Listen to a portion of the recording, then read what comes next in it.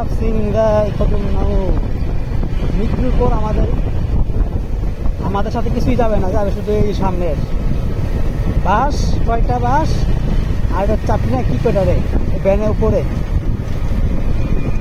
আর দুনিয়ার রং তামাশা সব শেষ। জানি না কোন ব্যক্তি মৃত্যু হয়েছে, তার জন্য চামড়া নেমে গেছে। দেখা বুঝা যাচ্ছে অবশ্যই এগুলা অবস্থানের জন্য, মৃত্যু লাশের জন্য।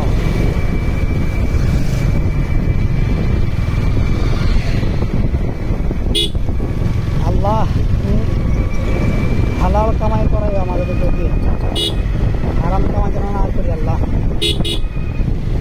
আরাম থেকে হেফাজত করো।